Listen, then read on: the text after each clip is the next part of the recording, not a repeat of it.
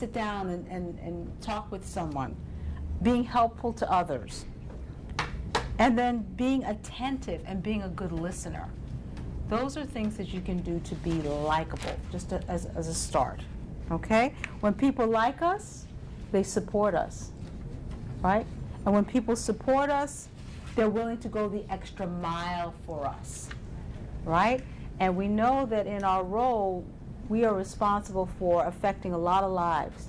And we want people to know that they can come to us. We want to know that they will help us because we have to disseminate information. We need the support of other people. So we've got to be likable. Does that make sense? Yes. Okay. And I want you to think for yourself, am I likable? And what is likable about me? I want you to think about that. What is likable about me? You know, sometimes it's also in just the way you're dressed. Believe it or not, people form body posture. your body posture, right? Your professional appearance is likable. I mean, think about going into a bank, you know, to speak to a teller or a customer service rep. You know, what makes them likable? And you know, we can like somebody in as fast as 30 seconds. Yeah. Come on. Or we can not like them in as fast as 30 seconds, Yes. right? So I just want you to, I want to plant the seed that you want to be mindful that being likable is important. And what are the conscious things that you do to be likable? Am I really likable? And is there something I could do differently to become more likable, right? Now the third thing was actually already brought up in terms of building relationships. And I'm going to write it down here.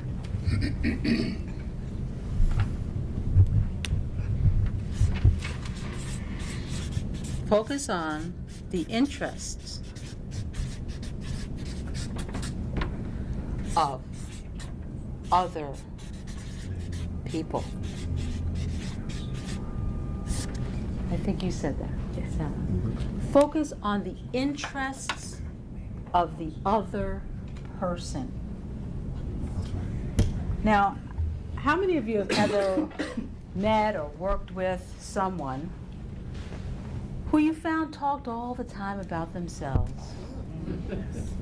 What they're doing, their families, their vacations, their neighbors, their problems, and how does that make us feel? That is so Used. Down. Down. It's draining. Yeah. It's really draining. I mean, and again, if you're trying to be likable, you might be listening to this, Yeah. right? But it comes to a point where you want to say, I don't want to get near her or him, because all they want to do is talk about themselves, and they're self-absorbed. And even though they might have some good things to say about their accomplishments or what have you, it gets tiresome. But when you're other person focused, when you're focused on the interests of the other person, they want to talk more to you. But it should be reciprocal. But when you want to be liked and you want to be likable, one of the things, build relationships, you want to focus on the interests of the other person. Now, how can you do that? What are some things you do to do that? Question them. Yes. Ask open-ended questions. What kinds of questions can you ask that would lead you to building relationship and getting them talking about themselves? What do you think? Do you have any big family plans? That's what I asked LaToya today. She said they're going to Disney. Right, right. So asking questions, you know, what are your plans for the summer? Yeah. You know, what are you looking forward to? You know, open-ended questions. They get people talking, and then you can learn a little bit more about them, and you can ask further questions. Or maybe you find the parallel and you find the person that maybe has a connect. Oh, I know somebody that went to Disney. You should talk to Cheryl. She just came back. She probably got some great coupons or, you know, ideas for what you can do and where you can go. Okay? So being other person focused, again, builds on someone's self-esteem, right? And when you build on my self-esteem and I feel important, I want to have a relationship with you, right? So those are just three things that we can do.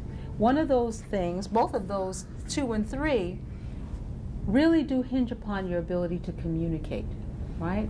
Particularly your ability to listen for the third item there. So we're going to spend a little bit of time talking about listening and the skill sets involved in effective listening. So I think, does everybody have the handout? That's where we want to go now. If you could take that out. Before we move on, can I ask a question? Sure. Because number 3 can become draining. How do you? I mean, because on a personal, I know I feel and I felt that I was a great listener, and my phone used to ring off the hook. People want to talk about what was going on, and you know, I kind of. Then after my mother passed, you wanted to talk to somebody, and it always went back on them, you know, because they were so used to me listening that they went on to their little tangent. It was like, okay, this is the time that I need to talk. I don't want to hear you. I just want to, you know. So, and it got to a point where it's like I just cut everybody off. You know, I don't, you know, it became draining until I became avoidant. You know, just no, I don't want to pick up my phone. I don't, you know. So how do you? I guess nip it in the bud when it becomes too much, you know, of learning how to find a limit where you can, you know, say, okay, that's enough from this or that person or this person. Well, first of all, it sounds like people got to know you a certain way, right? They got to know you as being this great listener and this person always willing to entertain their conversation.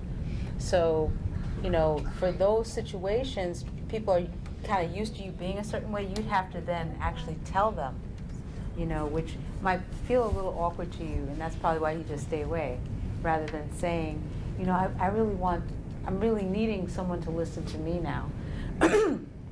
But sometimes what we can do is we can help people understand what our needs are. So after somebody's talking to you and they're telling you all what they want to say, then you can interject and say, you know what, I've got some things I really need to talk about. And say it, declare it, that you do have some things that you want to talk about. Or you could say, what would be a good time for you know, I really need a listening ear. What would be a good time for us to talk?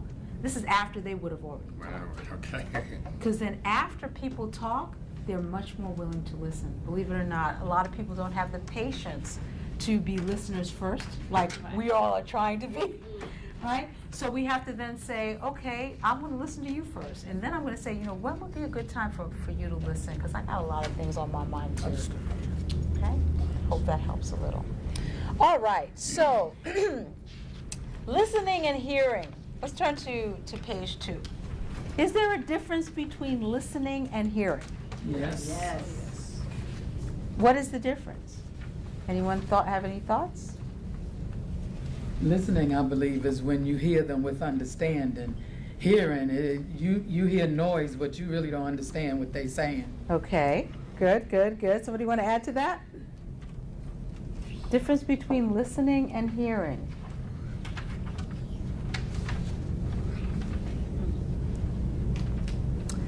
You know, people use the word interchangeably, but it's not the same. Go ahead, Sarah. I was just gonna say, you know, piggyback on what Kim said. When you're listening, I think that's where everybody's on the same page. So everybody understands, and she can paraphrase what I said to her.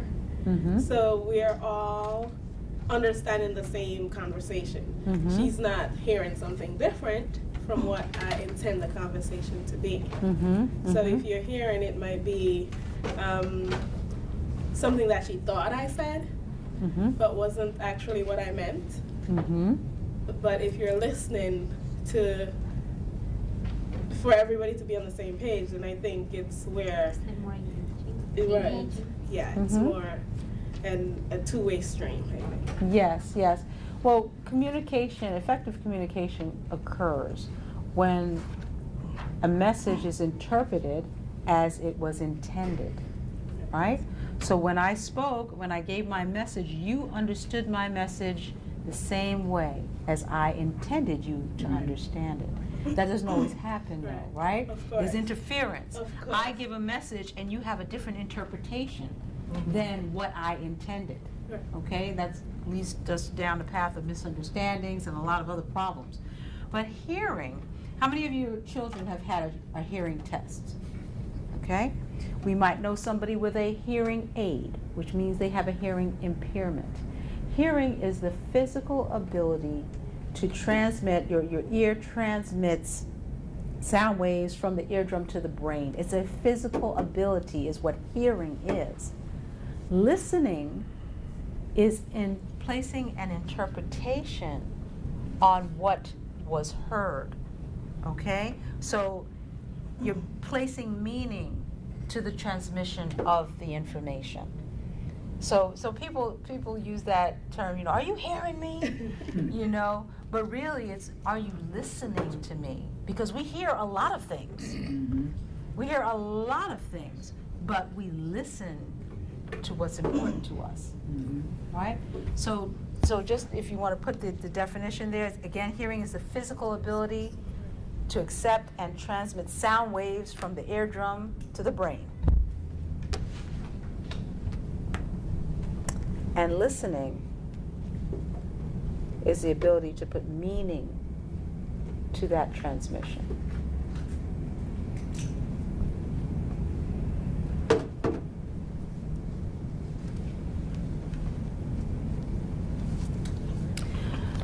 So I want you to think about a person, could be even more than one person, who you have really open, clear communication with.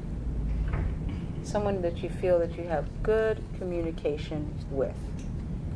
And I want you to describe that person or think about that person, because you're going to partner with somebody in just a moment.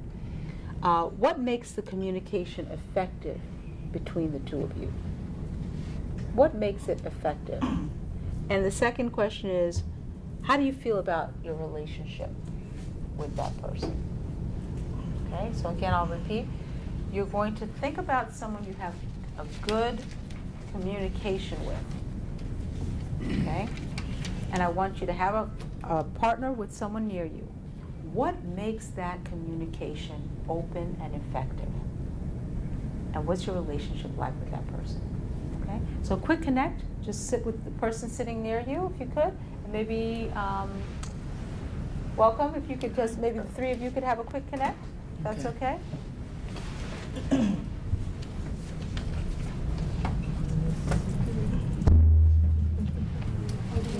Me. So who do you have great communication with, Miguel?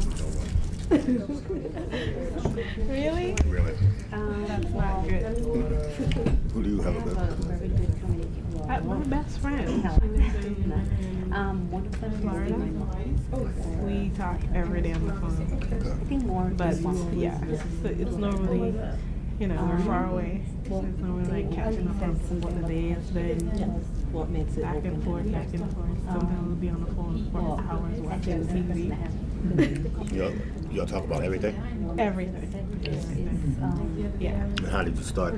Or how did that come about? She always has an answer for It every was a group question. of us, so Well, at at first least it was- most of the questions. And it's a very good relationship we built within time. After, like, when you're growing up and you're becoming a teenage Yeah. years, you're kind of like rebellious, and everything changes within time. It opens up more doors, and there's a bond. Now Do you think he listening? And if you don't ask him something about what you said, he ain't heard nothing. I would say one of my kids' godmother, we're always on the same page. Like, for instance, like with relationships, she'll say something, I'll be like, wait, but didn't you used to say that when you're sick and tired of being sick and tired, you gonna know? So what's the problem? She's like, yeah, you right, but I'm just sick. I ain't get tired yet. And I'm like, all right. But she need to complain to get it off her chest at the moment. So having that, and making sure that they hear what you're saying. Yeah, They ain't gonna always do what you say, but they listen. hopefully. And then you know when they're listening because 2 days later when they're having a different conversation, then they bring whatever you had said 2 days Right. prior. Then you go like, she's really listening to me. Yeah. How many kids you have? I don't have nobody right now. I have a good friend in North Carolina.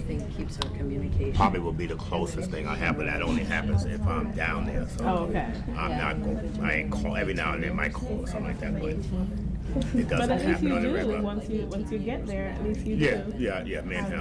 Yeah, we're open. Yeah. Yeah, because we've been friends all our Respect is yeah, all our life. Oh, nice. I think that's the cause of longevity. I think. But then So you there's know certain each things other. you Yeah, yeah, we know the ins and outs. yeah. Because my husband is like more. Makes Oh, sense. wait, I don't want to hear. Okay, stop there. I'm going to ask you to stop there. Now I want you to have a conversation, briefly again, about a situation where effective communication did not occur. Or does not occur, even if it doesn't happen anymore. And what might be the barriers that you're seeing that's preventing effective communication? Okay? Please have that quick conversation about that. Yeah, we put that one up We already. did it. But how about We did it. Well, so since I heard about yours, mine, I don't know. I think most of my communication that doesn't go so well would be with my teenage kid, because he's always hearing whatever he wants to hear. So sometimes I have to be like, okay, let's sit and get this. So we're on the same page. I have to say that to him for him to sometimes get what I'm trying to say. Because I think in some situations, he wants to hear something in particular. And when that's not what I'm trying to explain to him, it's like, okay, Shuts down and just. yeah. And he'll have that little attitude and walk away. So I think with him, sometimes we have those situations where And we go in circles, like you said, with my husband. He's very effective. He's very willing to hear what I have to say. He's very supportive of everything that I do and go through. The only thing that I think is the quality time. I think the quality time. That will be the only barrier. So you guys don't have like a time where you Yeah. can just be yourselves together. Right. Okay, if you can start to bring your conversation to a close. and then when I tell you All right. So let's start with the second question, right? What are some of the situations that happen where poor communication or no communication? How does that impact the relationship when there's poor or no communication? The way it can impact is if you ask them something and can't repeat it, you're like, were you really listening to what I said? Mm-hmm. Or were you just saying, mm-hmm, just so I can be quiet? Mm-hmm. So there's a resentfulness that comes out of that and potential damage to the relationship, right? Anyone else want to comment? well, talking to Miguel, Don't tell my business. You don't have to get him. I'm not going to go into the specifics, Okay, but